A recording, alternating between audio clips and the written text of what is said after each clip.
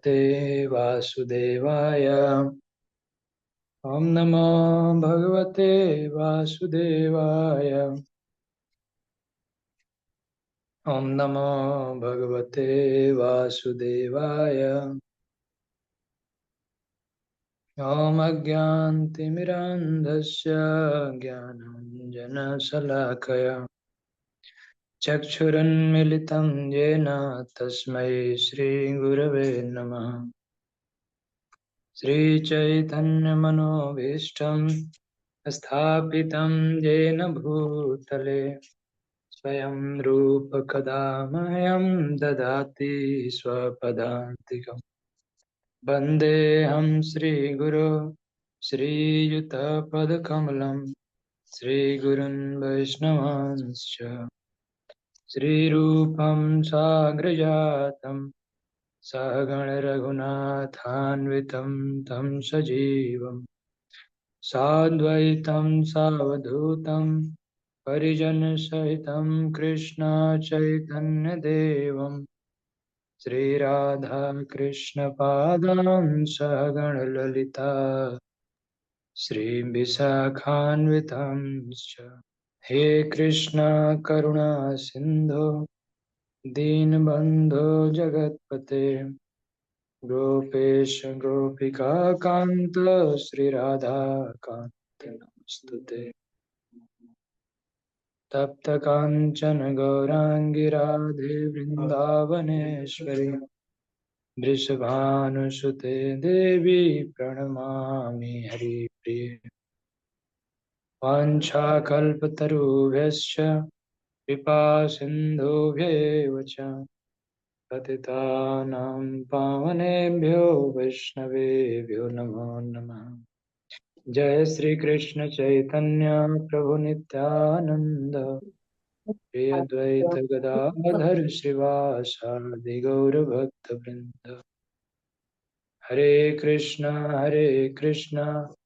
Krishna Krishna Hare Hare Hare Ram Ram Ram Hare Hare. Bhagavad Gita chapter 3।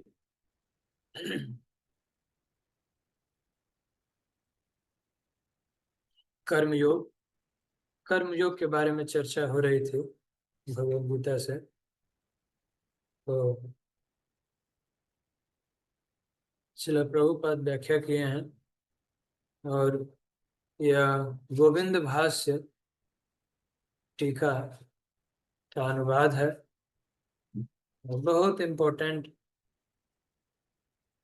है discussion इसमें, क्योंकि प्रायः भक्तों के मन में यह इच्छा होती है कि हम कर्मयोगी बने। आजकल कई लोग ऐसा कहते भी हैं कि कर्म ही पूजा है, परंतु यह समझना जरूरी है कि सभी कर्म पूजा नहीं है। जो कर्म नियत कर्म है, नियत कर्म का अर्थ है कि धर्म के अनुकूल है, जिससे भगवान प्रसन्न है, शास्त्रों से अनुमोदित है, आपके लिए भी ठीक है और दूसरे किसी जीव को आप कष्ट नहीं दे रहे हैं, और अल्टीमेटली वह कर्म पूजा है जो आपको जन्म मृत्यु जरा व्याधि रोग शोक सभी तरह के कष्टों से मुक्त कर दे। वह कर्म वास्तव में कर्म योग है और वही कर्म पूजा है। नहीं तो कोई भी कर्म कीजिए और फल की चिंता मत कीजिए, ऐसा नहीं होता है। ऐसा भगवान गीता में नहीं कहा है कहीं भी। तो अर्जुन का यह प्रश्न था। अर्जुन ने प्रश्न पूछा भगवत गीता में कि जायसी चेत कर्मणस्ते मता बुद्धि जनार्दन तत्किम कर्मणि घोरे माम नियोजयसि केशव। हे केशव, हे जनार्दन, हे मधुसूदन, आप यदि बुद्धि को सकाम कर्म से श्रेष्ठ समझते हैं तो आप इसे इस युद्ध में मुझे क्यों लगाना चाहते हैं? मुझे अभी संशय है, मुझे क्लियर नहीं हुआ आपका इंस्ट्रक्शन। तो भगवान अब व्याख्या करना शुरू किए। श्री भगवान वाचा लोकेऽस्मिन् द्विविधा निष्ठा पुरा प्रोक्ता मया नघ ज्ञान योगेन सांख्यानां कर्म योगेन योगिनाम। ये पहले चर्चा हो चुकी थी कल। भगवान दो तरह के लोग बता रहे हैं, दो कैटेगरी।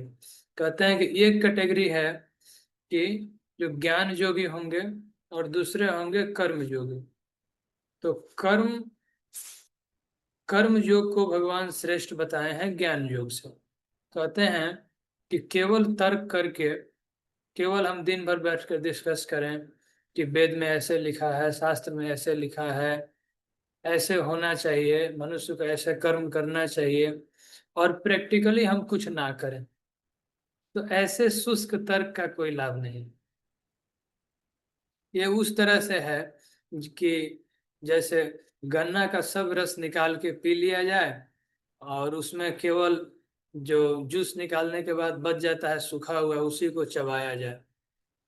तो महाभारत में जब महाराज युधिष्ठिर से पूछा गया कि धर्म क्या है, तो कहते हैं कि तर्को प्रतिष्ठा श्रुतयो विभिन्ना नैका मुनिर्जस्य मत प्रमाणम। तर्क, बड़े बड़े ऋषि मुनि, अलग अलग फिलोसफर तर्क देते हैं, और एक एक मुनि का एक एक तर्क है, एक एक सेक्ट है। आप लोग जानते होंगे बहुत सारे फिलोसफी हैं, या स्कूल ऑफ थॉट जिसको बोलते हैं फिलोसफी में। द्वैतवाद, अद्वैतवाद, विशिष्ट अद्वैतवाद, अलग अलग थॉट है। मायावाद भी है, शून्यवाद है, निर्विशेषवाद है। परंतु इस थ्योरेटिकल नॉलेज से ज्यादा श्रेष्ठ भगवान कहते हैं कि कर्म योग और भगवान की भक्तिमय सेवा है। और अर्जुन को भगवान यहाँ समझाने की कोशिश कर रहे हैं कि हे अर्जुन, कर्म के बिना तुम रह नहीं पाओगे, क्योंकि यह आत्मा का लक्षण है। ये भी चर्चा कल हो चुकी थी कि नहीं कश्चित क्षणमपि जात उत्तिष्ठति अकर्म कृत कार्यते ही वश कर्म सर्व प्रकृति जय गुणे। मनुष्य बिना कर्म किए रह ही नहीं सकता है। कोई ना कोई कर्म करेगा, चाहे वो अच्छा कर्म करे या बुरा कर्म करे, लेकिन कुछ ना कुछ करेगा, ये होगा जरूर। तो जिसके पास बुद्धि योग है, तो भगवान अभी अर्जुन को ये सिखा रहे हैं, क्योंकि पिछले अध्याय में बुद्धि योग की चर्चा हुई थी। जब हम शास्त्रों को पढ़ते हैं, गुरुजनों से सुनते हैं, प्रैक्टिकली हम कुछ लोगों को आध्यात्मिक जीवन प्रैक्टिस करते हुए देखते हैं, तो स्वतः हमारे मन में भी विचार आता है, देखते देखते सीख जाते हैं। जैसे कोई व्यक्ति बिजनेस करने वाले के बीच में रहे तो धीरे धीरे धंधा पानी सीख जाता है। जैसे कोई आजकल धाम में जाते हैं, वृंदावन जाते हैं, तो कुछ कहने की जरूरत नहीं पड़ती, अपने आप ही मन में श्रद्धा स्वतः जो श्रद्धालु हैं उनके मन में आने लगती है। ऐसे पढ़ाई लिखाई के लोग हैं जिनको ऐसी संगति मिल जाए तो ऐसा अच्छा डिस्कशन होने लगता है, साइंटिफिक डिस्कशन, तो उसमें भी कंस्ट्रक्टिव काम होने लगता है। तो यहाँ ये बताया जा रहा है कि बुद्धि योग का उपयोग कर हमें नियत कर्म करना चाहिए। बुद्धि योग कैसे होगा? बुद्धि के बारे में चर्चा हो चुकी थी कि इंटेलिजेंस, बुद्धि को अंग्रेजी में कहते हैं इंटेलिजेंस, और बुद्धि योग, बुद्धि ऐसे लगाइए जो भगवान से आपको कनेक्ट करे। तो बुद्धि की परिभाषा क्या है? Ability to discriminate between right and wrong. सही क्या है, गलती क्या है, उसको पहले आप ध्यान से सोचिए। इसके लिए ध्यान पूर्वक सुनिए। पहले सबसे पहला काम है आध्यात्मिक जीवन में, ध्यान पूर्वक ध्यान दे के सुनिए। जो कोई ध्यान दे के सुनता है तो धीरे धीरे धीरे धीरे बहुत सारा चीज सीख लेता है। फिर जो सुने हैं, सीखे हैं, उसको अपने लाइफ में आप प्रैक्टिस कीजिए, कोशिश कीजिए।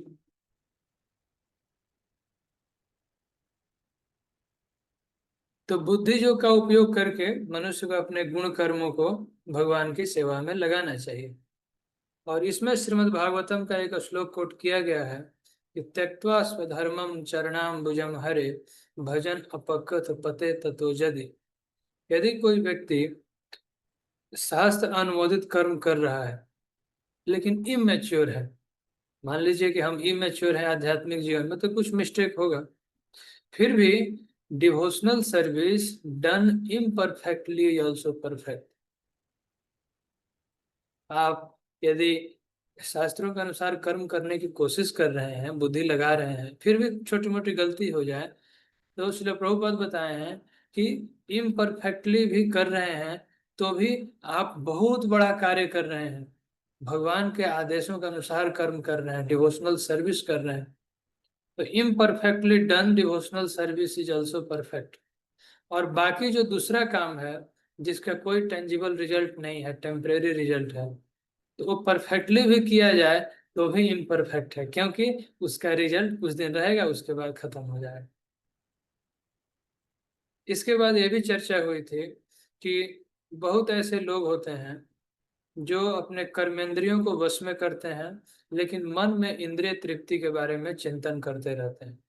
तो देखिए, जो हमारे मन में विचार आता है वही धीरे धीरे आचरण में भी आ जाता है।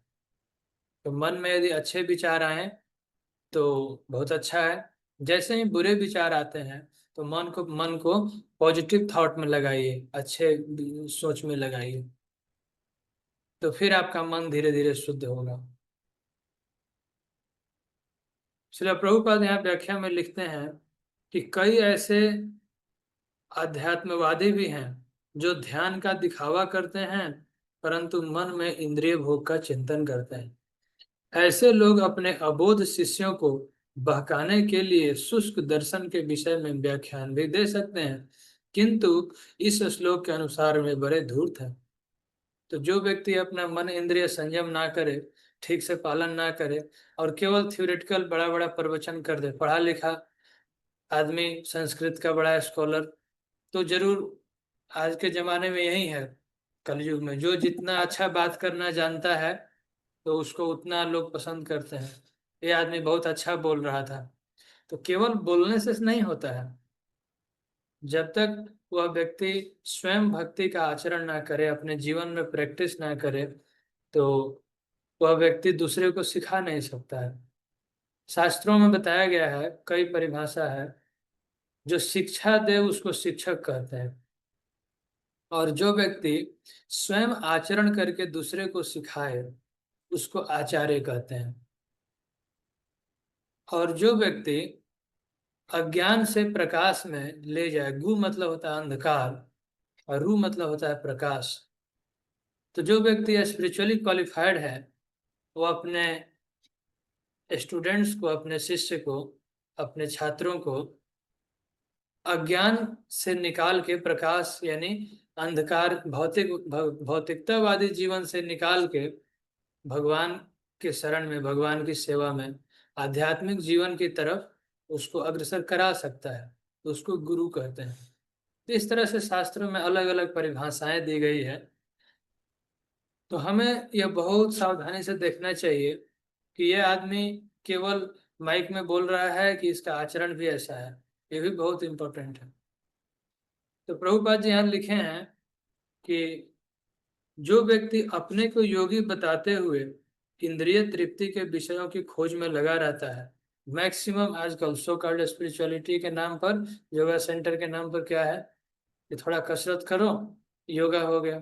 भगवत गीता में आप पढ़ेंगे 6ठे अध्याय में, तो ध्यान योग में भगवान यम नियम से शुरू करते हैं और अष्टांग योग में 8 स्टेप है।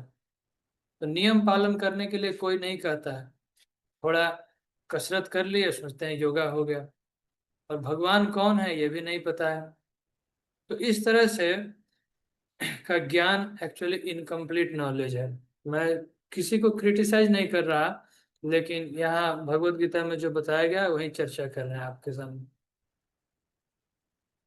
तो ऐसा ज्ञान व्यर्थ है, और ऐसे ज्ञान का फल भगवान के माया द्वारा हर लिया जाता है, क्योंकि ऐसे व्यक्ति का चित्त शुद्ध नहीं होता। तो जब तक चित्त शुद्ध नहीं है तब तक आप शुद्ध बात, प्योर चीज बता नहीं सकते दूसरे को। तो अब ये 7वें नंबर श्लोक पर आते हैं, यहाँ से आगे बढ़ेंगे। यस्तुविन्द्रियाणि मनसा नियम्य भार नियम्यारभते अर्जुन कर्मेन् कर्मेन्द्रिया कर्मयोगम असक्तः स विशिष्यते। यस्य इंद्रियाणि य तु इंद्रियाणि मनसा, जो व्यक्ति, दूसरी ओर निष्ठावान व्यक्ति अपने मन के द्वारा कर्मेंद्रियों को वश में करने का प्रयत्न करता है। पहले हम लोग पढ़े मिथ्याचारी कौन है, धोखाबाज कहेंगे, जो झूठा है।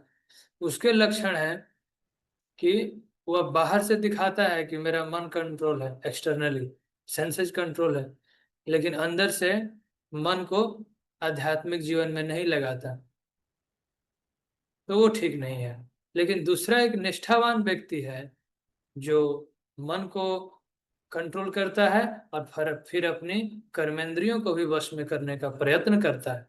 ये बहुत जरूरी है। भगवान यहाँ कहते हैं कि वश में करने का प्रयत्न करता है। तो आप सिंसियरली ट्राई कर रहे हैं तो आप ऑनेस्ट हैं, भगवान आपका हृदय में बैठे हैं, देख रहे हैं। प्रारंभ में जो कोई भक्त कोशिश करता है तो हो सकता है कि फेल भी होगा, लेकिन सिंसियर प्रयास कर रहे हैं तो भगवान को पता है। तो ऐसा व्यक्ति को निष्ठावान कहा जाता है। निष्ठावान का मतलब है फेथफुल, सिंसियर। तो ही कैन मेक प्रोग्रेस, वह अति उत्कृष्ट है। सब विशिष्ट थे, वह श्रेष्ठ व्यक्ति है। उसको मिथ्याचारी नहीं कहेंगे जो सिंसियर प्रयास करता है। लेकिन जो सिंसियर प्रयास ना करे, saying something and acting differently, कहते हैं कुछ आचरण में कुछ, ये नहीं चलेगा, क्योंकि ये स्पिरिचुअल लाइन है, स्पिरिचुअल प्रोसेस है। तो तात्पर्य में प्रभुपाद जी कुछ कुछ लिखे हैं। लंपट जीवन और इंद्रिय सुख के लिए छद्म जोगी का भेष धारण करने के अपेक्षा कर्म में लगे रहकर जीवन लक्ष्य को भव बंधन से मुक्त होकर भगवत धाम जाना अधिक श्रेयस्कर है। ये एक्सटर्नल ड्रेस पहनने से कोई भक्त होता नहीं है, आध्यात्मिक आदमी होता नहीं है। नॉट नेसेसरी कि आपको ड्रेस चेंज करना है। आपको बहुत सारे लोग ऐसे दिख जाएंगे, न्यूज में भी आता है कि यहाँ कोई व्यक्ति गलती किया, कोई साधु है, साधु के ड्रेस में है। अब आजकल कई ऐसे गलत लोग भी होते हैं, सोचते हैं कि साधु का ड्रेस बना लो तो नहीं पकड़े जाएंगे। तो जब कोर्ट में बहुत अधिक दफा लग जाता है कुछ कुछ के, तो लोग सोचते हैं कि अब साधु का ड्रेस बना लो। ऐसे भी न्यूज में आता है कभी कभी। और साधारण व्यक्ति तो सोचता है कि ये भगवान के जन है, ये भी आध्यात्मिक है, साधु बाबा है, तो उसको पालन करने सोचते। तो ऐसे लोगों को का अनुशीलन नहीं करना चाहिए, ये शास्त्रों में मना है। इसके लिए श्रील प्रभुपाद यहाँ कहते हैं कि जीविका के लिए, मतलब पैसा ठगने के लिए, शास्त्र का ज्ञान नहीं है, वह व्यक्ति ईमानदारी से पालन नहीं कर रहा है। अब आजकल बहुत है, पजलिंग वर्ड्स लोग बोलते हैं, लेकिन शास्त्र के अनुसार नहीं बोलते, भगवत गीता के अनुसार नहीं बोलते। कई तो ऐसे कहते हैं कि भगवत गीता के कुछ अध्याय को हम मानते हैं और कुछ अध्याय को नहीं मानते हैं। तो ऐसा क्यों? क्यों कुछ अध्याय मानते हैं, कुछ सब सब क्यों नहीं मानते? यदि शास्त्र को मानते हैं तो संपूर्ण भगवत गीता को मानना चाहिए। कुछ लोग कहते हैं कि हम केवल कर्मयोग को मानते हैं, भक्ति योग को नहीं मानते। तब ये तो मनमानी हो गया ना।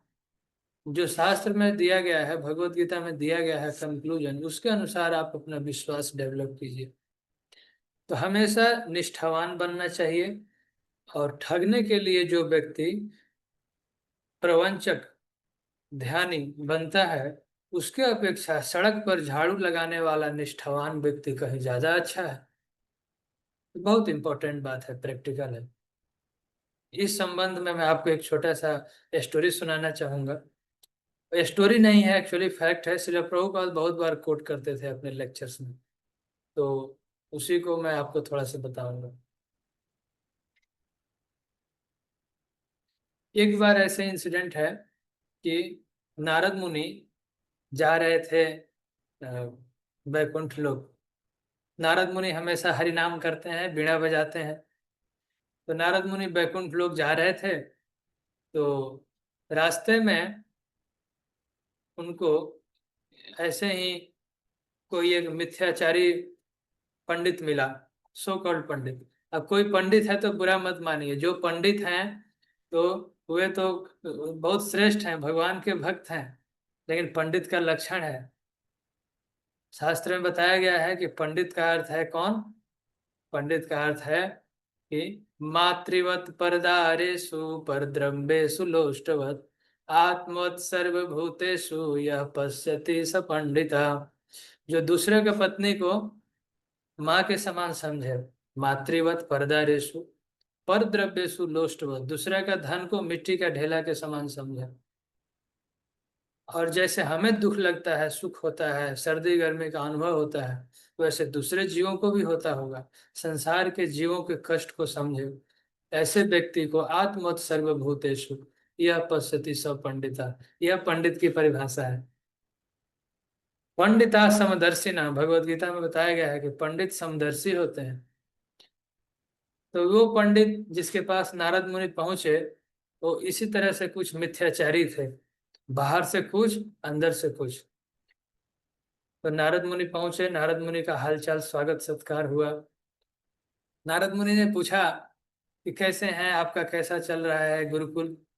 बहुत बढ़िया। उन्होंने एक गुरुकुल खोला था, यूनिवर्सिटी, उसमें अपने प्रोफेसर थे और वेद वेदांग वेदांत सूत्र सब पढ़ाते थे, लेकिन मन में बड़ा अहंकार था, सोचते थे कि मैं बड़ा विद्वान व्यक्ति हूँ। तो नारद मुनि से उन्होंने कहा कि नारद जी, आप जब भगवान नारायण के पास जाएंगे वैकुंठ लोक में, तो आप पूछिएगा कि मेरा उद्धार कब होगा, कब मुझे भगवत प्राप्ति होगी। तो नारद जी बोले हाँ ठीक है, पूछूंगा। उसके बाद नारद मुनि आगे बढ़े तो उनको एक मोची मिला। तो मोची का अर्थ है जो जूता बनाता है, कोबलर। तो जूता बना रहा था, लेकिन बहुत सदाचारी जीवन बिताता था। भले ही प्रोफेशन था उसका जूता बनाने का, लेकिन पाप काम नहीं करता था, मांस नहीं खाता था, जुआ नहीं खेलता था, नशा भी नहीं करता था, अवैध पुरुष स्त्री संगत में नहीं रहता था, शुद्ध जीवन बिताता था। जो भी कमाई होती थी जूता बनाने से, तो उसका कुछ भाग भगवान की सेवा में लगाता था। और भगवत गीता शास्त्रों के जैसे प्रवचन होते थे तो उसको सुनता था, जीवन में प्रैक्टिस भी करता था, सरल था, झूठ नहीं बोलता था। तो एक तब नारद जी उसके पास पहुंचे तो नारद जी को देख के बहुत खुश हुआ। नारद मुनि, आप आइए हमारे घर में बैठिए, आपका स्वागत है। तो नारद जी से उसने कहा कि मैं बहुत अच्छे से कोशिश कर रहा हूँ भगवान को खुश करने के लिए। नारद जी आप बताइए कि मुझे कब भगवत प्राप्ति होगी? तो नारद जी कहे कि मैं चलता हूँ बैकुंठ में, भगवान से पूछ के आपको बताऊंगा। जस्ट आप ध्यान दे के सुनिए, आपको समझ में आएगा इसमें क्या कंक्लूजन है। तो नारद जी जब भगवत धाम में पहुंचे बैकुंठ लोक में, वो तो सर्वगतः कहीं भी जा सकते हैं, आत्मा स्वरूप है, मुक्त है। तो भगवान से मिले, बातचीत हुआ। फिर चलने के समय पूछे कि भगवान, जब मैं आ रहा था तो मुझे दो लोग मिले। एक तो प्रोफेसर ब्राह्मण मिले थे, बड़े विद्वान पंडित, और एक मुझे मोची भी मिला था, कोबलर। तो दोनों की एक ही प्रश्न है कि हमें भगवत प्राप्ति कब होगी। तो इसका क्या उत्तर है? तो भगवान ने कहा कि ये जो मोची है वो तो इसी जन्म में आ जाएगा, वो भगवान को पालेगा इसी लाइफ में। और जो कोबलर है, जो ब्राह्मण है, बड़ा पंडित, प्रोफेसर साहब, उनको अभी टाइम लगेगा, कुछ दिन, थोड़ा समय लगेगा। तो नारद मुनि समझ नहीं पाए। नारद मुनि बोले कि भगवान आप क्या बता रहे हैं, मुझे तो समझ में नहीं आया। वो ब्राह्मण इतना 3 टाइम नहाते हैं, बहुत नियम पालन करते हैं, लेकिन भगवान को हृदय में पता है कि अंदर में क्या सोच रहे हैं, सच्चा क्या है, सरलता क्या है। तो भगवान ने कहा कि ठीक है, आप जब वापस जाना, नारद मुनि आप वापस जाइएगा, तो जब वो ब्राह्मण मिले और मोची मिले तो दोनों से बताइए कि जब पूछेंगे कि भगवान नारायण क्या कर रहे थे, तो आप बताना कि भगवान जो सुई जो निडल होता है जिससे हम कपड़ा का भी बटन लगाते हैं, तो उसके पीछे एक धागा लगाने की एक छिद्र होता है, पिन होल जिसको बोलते हैं, आई होल ऑफ निडल।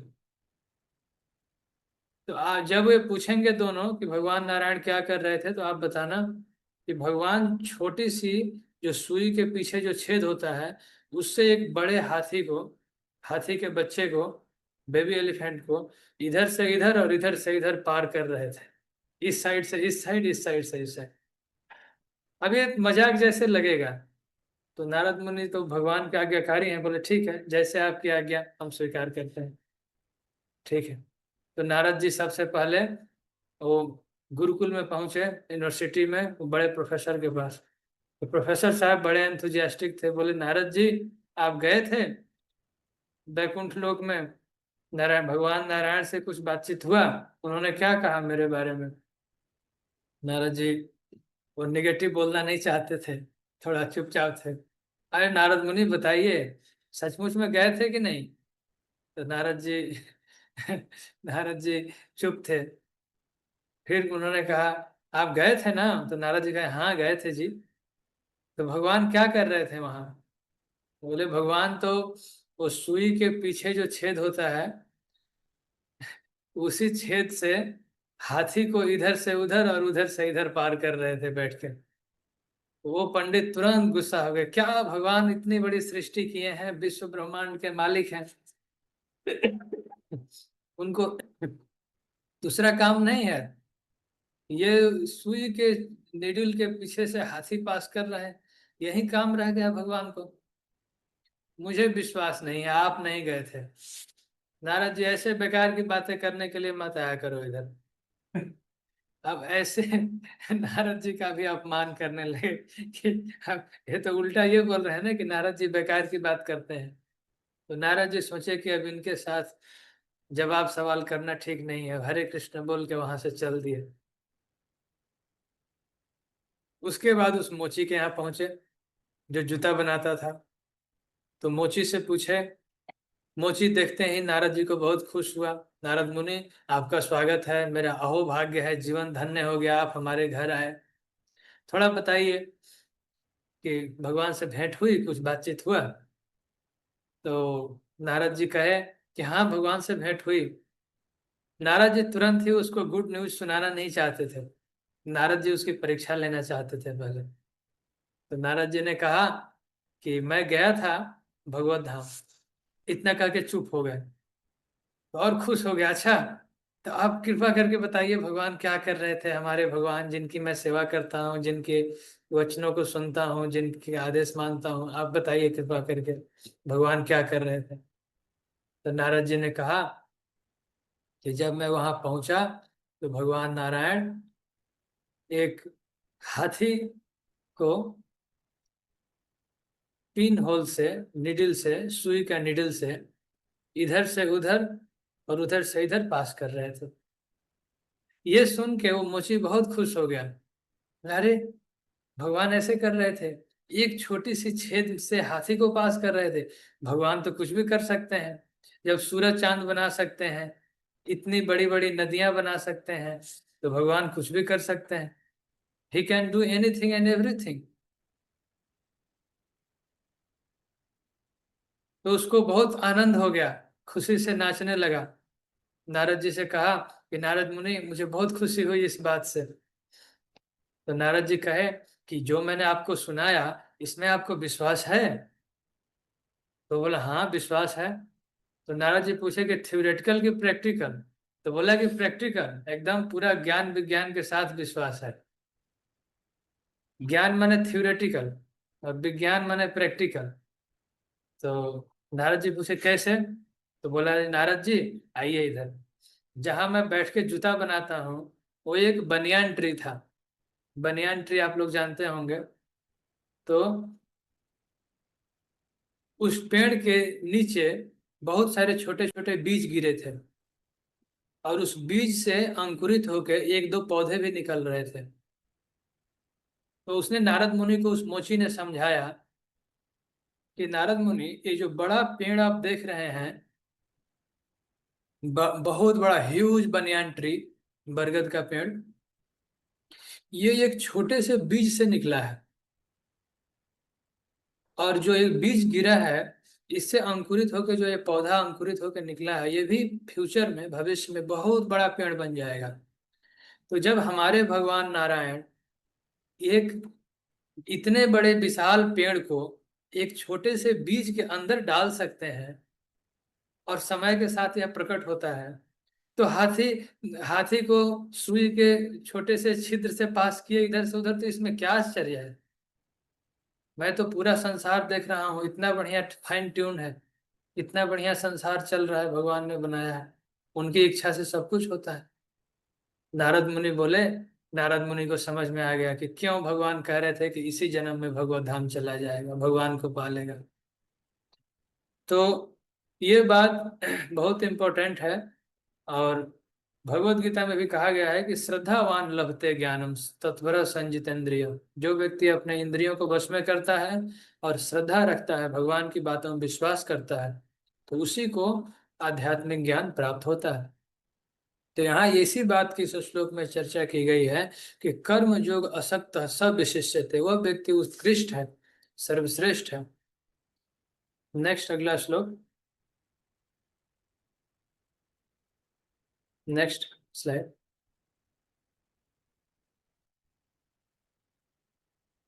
नियतं कुरु कर्म त्वं कर्म ज्यायो हि अकर्मण शरीर यात्रापि च ते न प्रसिद्धयेद कर्मणः। अपना नियत कर्म करो, क्योंकि कर्म न करने की अपेक्षा कर्म करना श्रेष्ठ है, और कर्म के बिना तो शरीर निर्वाह भी नहीं हो सकता। श्रील प्रभुपाद लिखते हैं कि देयर आर सूडो मेडिटेटर्स, जो छद्म ज्ञानी हैं, एक्सटर्नली दिखाते हैं कि हम भगवान के ऊपर मेडिटेट कर रहे हैं। आजकल सो कॉल्ड मेडिटेशन ऐसा ही हो गया है।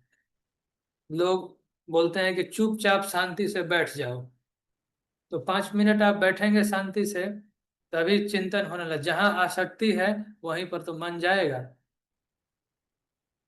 किसी का लेबोरेटरी में मन जाता है, किसी का घर में, जो किसान है उसका खेती में, दुकानदार को दुकान में, और लोग बोलते हैं कि शांति से बैठ जाओ और मेडिटेशन करो।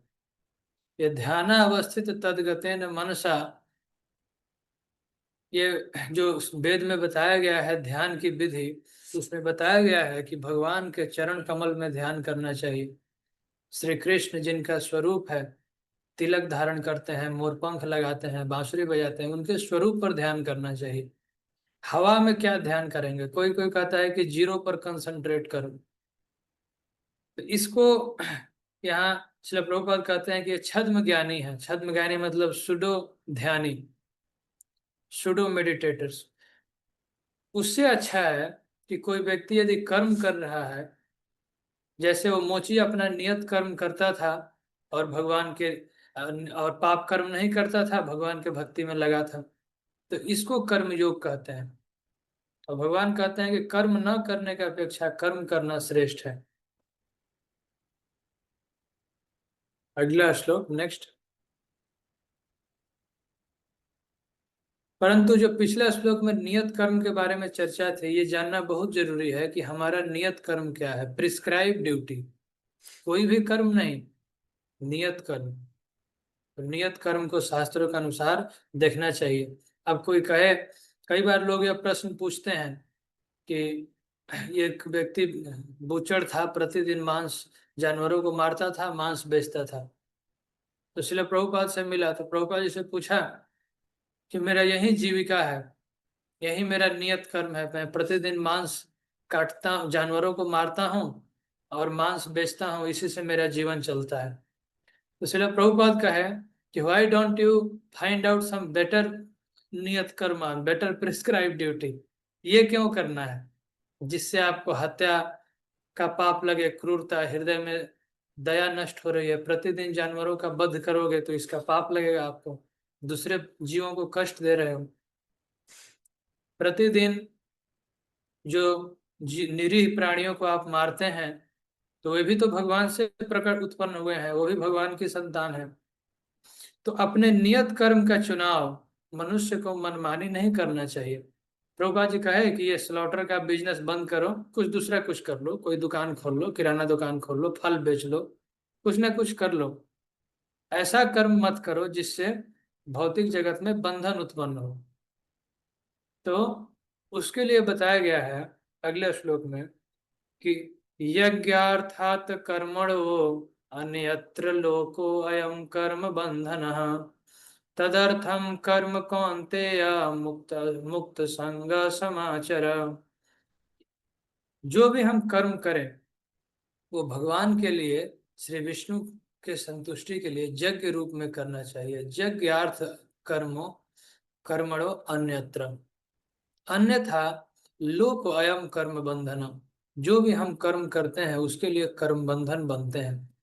हम जो भी कर्म करते हैं उसका फल बनता है और उससे हमारे जीवन में बंधन जरूर बनते हैं। तो श्रील प्रभुपाद बताए हैं कि मनुष्य को शरीर निर्वाह करने के लिए कर्म करना पड़ता है। अतः विशिष्ट सामाजिक स्थिति और गुण को ध्यान में रखकर नियत कर्म इस तरह से बनाए गए हैं कि उस उद्देश्य की पूर्ति हो सके। प्रिस्क्राइब ड्यूटी के बारे में जो चर्चा हो रही है तो इसी को वर्णाश्रम कहते हैं। देखिए, आध्यात्मिक जीवन में प्रोग्रेस करने के लिए इस भारत देश में 4 वर्ण और 4 आश्रम की व्यवस्था थी वैदिक कल्चर में, जिसके बारे में आगे चर्चा होगी। यह कोई जन्म के आधार पर नहीं था वर्ण और आश्रम, यह गुण और कर्म के आधार पर था। जो व्यक्ति सात्विक है, सदाचारी है, वेद शास्त्रों को पढ़ सकता है, तो वेद शास्त्र को पढ़े, प्रचार करे, वो ब्राह्मण का काम कर सकता है। लेकिन यह जन्म से कोई जन्म का जन्म सिद्ध अधिकार नहीं है।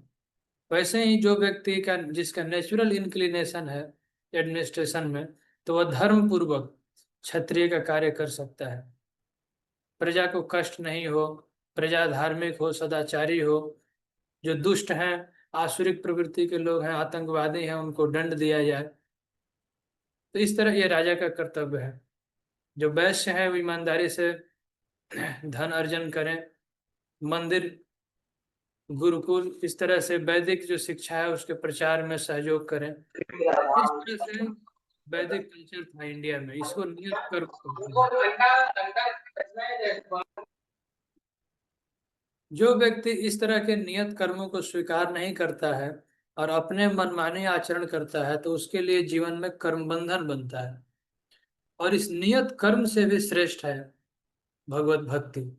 इसलिए विष्णु पुराण में लिखा गया है, वर्णाश्रम चारवतः पुरुषेण परः पुमान् विष्णु आराध्यते।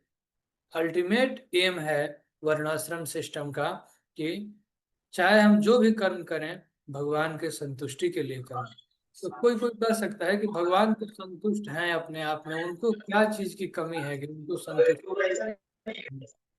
एक्चुअली जो पिता है वे चाहते हैं कि हमारे बच्चे आज्ञाकारी बने, ये धर्म रहे, सुखी रहें। उसी में पिता की संतुष्टि है। तो भगवान सभी जीवों के पिता हैं और भगवान को उसी में खुशी है जब हम भगवान ओबीडिएंट बनते हैं, आज्ञाकारी बनते हैं। अगले स्लाइड नेक्स्ट। सह जज्ञा प्रजा सृष्ट्वा पुरोवाच प्रजापति अनेन प्रस्य विश्य अध्यमेवस्ति वष्ट कामधुक्। सृष्टि के प्रारंभ में समस्त प्राणियों के स्वामी प्रजापति ने विष्णु के लिए यज्ञ सहित मनुष्य और देवताओं की संतति को रचा और उन्होंने कहा, उनसे कहा कि तुम यज्ञ से सुखी रहो, क्योंकि इस इसके करने से तुम्हें सुख पूर्वक रहने और मुक्ति प्राप्त करने के लिए समस्त वांछित वस्तुएं प्राप्त हो सकेंगी। तो प्रश्न यह उठता है कि यज्ञ क्या है। यज्ञ की बहुत सिंपल सी परिभाषा है। बहुत सरल भाषा में कहें यज्ञ क्या है, तो भगवान के संतुष्टि के लिए उनकी आज्ञा अनुसार जो भी कार्य किया जाए वो यज्ञ है। जैसे मान लीजिए कि कोई व्यक्ति भगवान के लिए प्रसाद बना रहा है, वो भी यज्ञ है। कोई सेवा करता है, प्रसाद बांटता है, वो भी यज्ञ है। कोई भगवत भक्ति का प्रचार करता है, भगवत गीता का, श्रीमद् भागवतम का, वो भी यज्ञ है। कोई भगवान का नाम कीर्तन करता है, वो भी यज्ञ है। कोई मंदिर में सफाई करता है, वो भी यज्ञ है। आप अपने घर में रहते हैं और भगवान के आज्ञा अनुसार अपना जीवन बिता रहे हैं, संतुष्टि के लिए कार्य कर रहे हैं। अपने बच्चों को, अपने परिवारजनों को अच्छे संस्कार दे रहे हैं भगवत गीता के शिक्षाओं के अनुसार, उनको भगवान के शरण में ले आ रहे हैं, ये भी यज्ञ है। तो जो भी एक्टिविटी हम करें भगवान के संतुष्टि के लिए, उसको यज्ञ कहा जाता है।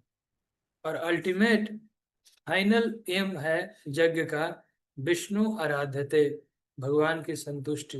वेदेश सर्वम अहम एव वेद्या। और इस कलयुग में सर्वश्रेष्ठ यज्ञ बताया गया है संकीर्तन यज्ञ। तो संकीर्तन यज्ञ, अलग अलग युगों में अलग अलग तरह के यज्ञ होते हैं।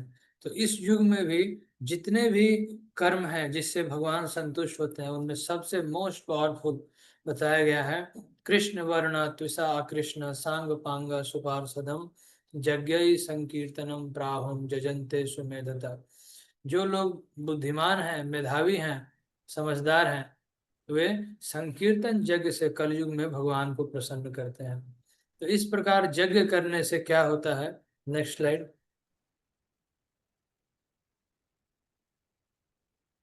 देवान भावयतानेन ते देवा भावयन्तु वा परस्परं भावयन्तः श्रेय परम वाप्स्य यथा। यज्ञ द्वारा देवता प्रसन्न होते हैं और इस तरह मनुष्य और देवताओं के बीच सामंजस्य बना रहता है। तो उनके मध्य सहयोग से सबको प्रसन्नता मिलती है। जब देवता प्रसन्न होते हैं तो वे समय समय पर वर्षा करते हैं, नेचुरल डिजास्टर्स नहीं आते हैं, और देवताओं के आशीर्वाद से धरती पर सब तरह की संपन्नता बनी रहती है। नेक्स्ट श्लोक। इष्टान भोगान ही वो देवा दास्यन्ते जंग भाविता तदर्थान प्रदायभ्यो युं भुंक्ते यस्तेन एव स। तो जीवन की विभिन्न आवश्यकताओं को पूर्ति करने वाले विभिन्न देवता यज्ञ संपन्न होने पर प्रसन्न होकर सारी आवश्यकताएं पूरी करते हैं। और जो व्यक्ति इन उपहारों को देवताओं को अर्पित किए बिना भोगता है, तो भगवान कहते हैं कि भुंगते अस्तेन एव, वह व्यक्ति निश्चित रूप से चोर है। तो ये भगवान थोड़ा स्ट्रॉन्ग वर्ड बोल रहे हैं। क्यों चोर बोलते हैं कि देखिए हम लोग जो भी वस्तु लेते हैं भगवान की ही वस्तु लेते हैं, उपयोग करते हैं। हम लोग यहाँ तक कि साइंटिफिक रिसर्च में भी जो केमिकल यूज करते हैं तो वो भी भगवान ने ही बनाया है। श्रील प्रभुपाद कहते थे कि सो कॉल्ड जो बायोमोलिकुल्स है, केमिकल्स है, वो भी हम यूज करते हैं, वो भगवान का है। पानी भगवान ने बनाया है, वही पीते हैं। मान लीजिए कि हम लोग इलेक्ट्रिसिटी जनरेट करते हैं धरती पर, तो हम लोग कहते हैं कि इलेक्ट्रिसिटी का इतना बिल हुआ, इतना हुआ। तो धरती पर सोर्स ऑफ एनर्जी क्या है? Ultimate ultimate source of energy सूरज है। सूरज को किसने बनाया? तो साइंस में आंसर है नेचर, लेकिन एक्चुअल में भगवान ने बनाया। और सूरज का जो एनर्जी धरती पर आता है तो उसी से फोटोसिंथेसिस होता है, फिर पेड़ पौधे बनते हैं, और वही पेड़ पौधे जब जमीन में दब जाते हैं तो उससे फॉसिल फ्यूल बनता है, कोयला, पेट्रोलियम, ये सब बनता है। तो उसी को यूज करके जब पावर हाउस में हम बिजली बनाते हैं तो उस बिजली को, इलेक्ट्रिसिटी को, हम कहते हैं कि ये मैन मेड रिसोर्स है। कैसे इसको मैन मेड कहा जाता है, सोचना चाहिए। ये तो भगवान के द्वारा ही बनाया गया है, भगवान की द्वारा दी गई नेचुरल रिसोर्सेज को यूज करके, और हम क्लेम करते हैं कि मैन मेड है। मोटरसाइकिल, कार सब बनाते हैं। हवाई जहाज में जो मेटल यूज होता है, टाइटेनियम यूज होता है ना, हल्का है, तो कहते हैं कि मैन मेड है। ये मैन में तो वो धातु किसने बनाया, मेटल कौन बनाता है, जमीन में किसने भर दिया है? ये सोचेंगे तो प्रति क्षण एक एक चीज के लिए हम भगवान पर आश्रित हैं। और मैन मेड जो रिसोर्सेज है उसके लिए हम बिल मांगते हैं, कहते हैं कि चार्ज करो। और भगवान ने कभी नहीं बिल मांगा, दिन भर फ्री सोलर एनर्जी मिलते रहता है। इसको आजकल सस्टेनेबल डेवलपमेंट कहते हैं साइंस में, कि सोलर एनर्जी का यूटिलाइजेशन कीजिए, सस्टेनेबल डेवलपमेंट है, बड़ा अचीवमेंट है। ये बात ठीक है, लेकिन एक्नॉलेज तो करना चाहिए कि भगवान ने कृपा करके सूरज बना दिया है। और कई ऐसे वैज्ञानिक हैं कि सोलर एनर्जी को यूज तो करते हैं, लेकिन कभी एक्नॉलेज नहीं करते हैं कि भगवान ने कृपा करके इतना बड़ा रिसोर्स हमें दे दिया है। तो ऐसे लोगों को भगवान कहते हैं कि ऐसा व्यक्ति चोर है, सब चीज मेरे से ले लिया और थोड़ा भी एक ग्रेटिट्यूड भी नहीं दिखाता है भगवान के प्रति। कौन ऐसा होगा जो भगवान के प्रति श्रद्धा न व्यक्त करे? भोजन से लिए शरीर भी भगवान ने दिया है, ये धरती भी भगवान ने दिया है। अब भगवान कहें कि अब मैं अपना सूरज कल से फ्यूज कर रहा हूं, तुम लोग अपना व्यवस्था करो, एक दिन भी जीवन नहीं चलेगा इस धरती पर। तो इसीलिए इस श्लोक में भगवान कहे हैं, एक्चुअल में भगवान को कुछ चाहिए नहीं। व्हाट कृष्णा एक्सेप्ट, और भगवान क्या एक्सेप्ट करते हैं? आपका प्रेम। जैसे एक छोटा बच्चा है, कभी प्रेम से कहता है अपने माता पिता को कि पिताजी आप थोड़ा सा कुछ खाइए, तो पिताजी वो नहीं खाते हैं, वो फिर उसको वापस दे देते हैं, ठीक है नहीं नहीं तुम खाओ कोई बात नहीं। तो भगवान भी ऐसे ही प्रेम के भूखे हैं, प्रेम चाहते हैं, सारी व्यवस्था किए हैं इस जगत में, लेकिन उनको थोड़ा प्रेम चाहिए, सोचते हैं कि प्यार से कोई हमको समर्पित करे। तो आगे का श्लोकों में भगवान बोले हैं, नेक्स्ट कीजिए अगला श्लोक। यज्ञ शिष्ट असिना संतो मुच्यन्ते सर्व किल विषय भुंजते ते त्वघम पापा जे पचन्ति आत्म कारणात्। भगवान के भक्त सभी प्रकार के पापों से मुक्त हो जाते हैं, क्योंकि वे यज्ञ में अर्पित भोजन प्रसाद को ही खाते हैं। और अन्य लोग जो इंद्रिय तृप्ति के लिए भोजन बनाते हैं, वे निश्चित रूप से पाप खाते हैं। बहुत सुंदर श्लोक है कर्मयोग में। देखिए, केवल प्रसाद खाने से, खाना एक एक एक्टिविटी है, एक कर्म है, लेकिन प्रसाद खाने से हम कैसे शुद्ध हो जाएंगे, इसकी व्याख्या यहाँ की गई है।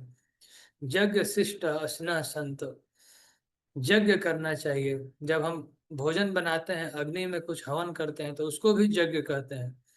और जब भक्त लोग भगवान के लिए प्रसाद बनाते हैं, तो इसको भी पाक यज्ञ कहा जाता है। और ऐसा यज्ञ करने से भगवान बहुत प्रसन्न होते हैं। तो भक्त लोग बहुत नीट क्लीन रह के और भोजन बनाते हैं, ये सोच के कि भगवान के लिए बना रहे हैं। और जब भोग लगाते हैं और उसके बाद प्रसाद खा पाते हैं, तो उस मुच्यन्ते सर्व किल विषय, सभी कर्मों के बंधन खत्म हो जाते हैं। बड़े बड़े वैष्णव आचार्य बताए हैं कि Krishna prasad is not different from Krishna. भगवान का प्रसाद भगवान से अलग नहीं है, तो उतना ही सम्मान करना चाहिए जितना हम भगवान का सम्मान करते हैं। प्रसाद नष्ट नहीं करना चाहिए, उतना ही लीजिए जितना खा सकें। और जो लोग इंद्रिय तृप्ति के लिए भोजन बनाते हैं, तो आप लोग जानते हैं कि इंद्रिय तृप्ति के लिए लोग भोजन, मांस खाना, क्या क्या अपने मन से ये भी खा सकते हैं, ये भी खा सकते हैं।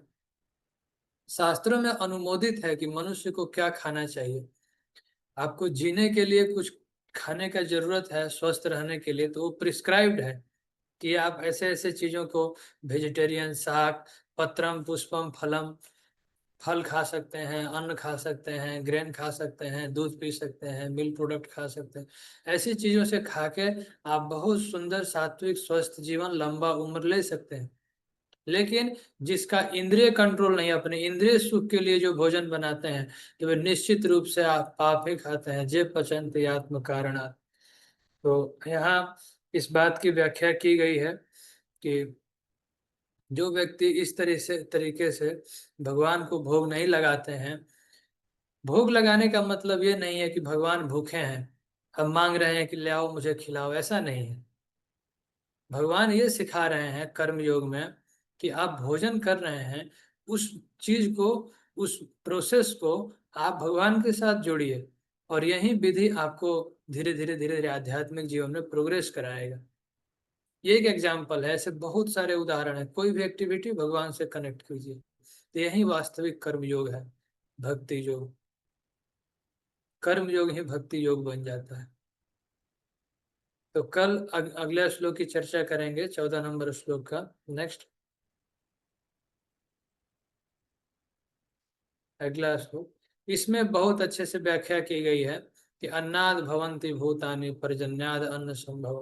पर्जन्य कहते हैं बादल को, पर्जन्य कहते हैं वर्षा को, बादल और वर्षा दोनों को कहते हैं। तो अन्नाद भवन्ति भूतानि, सारे प्राणी अन्न पर आश्रित है। अन्न के बिना हम जी नहीं सकते हैं। अन्नमय हमारा शरीर है। जब अभी हमारा शरीर कैसा है, हम भौतिक प्लेटफॉर्म है अन्नमय, और धीरे धीरे धीरे जब स्पिरिचुअल लाइफ में आगे बढ़ते हैं तो अन्नमय से हो जाता है प्राणमय, उसके बाद तब ज्ञानमय, उसके बाद विज्ञानमय, और सबसे श्रेष्ठ आध्यात्मिक स्थिति है उसको कहते हैं आनंदमय। तो इसके बारे में विस्तार से हम चर्चा करेंगे। सारे प्राणी अन्न पर आश्रित हैं, और अन्न वर्षा से उत्पन्न होता है, और वर्षा यज्ञ करने से होती है, और यज्ञ नियत कर्मों से उत्पन्न होता है।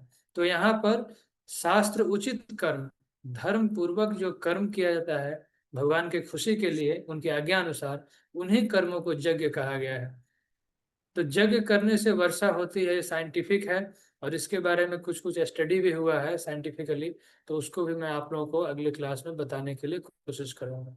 तो भगवत गीता का कोई सेंटिमेंटल नॉलेज नहीं है। हम लोग दोनों तरीके से, शास्त्रों की दृष्टि से और साइंटिफिक दृष्टि से भी आगे हम और चर्चा करेंगे। तो आज यहीं पर हम शेष करते हैं। आप लोगों का कोई प्रश्न है तो जरूर पूछिए, हम लोग चर्चा करेंगे। हरे कृष्णा। भगवत वाणी भगवत गीता की जय। श्रील प्रभुपाद की जय।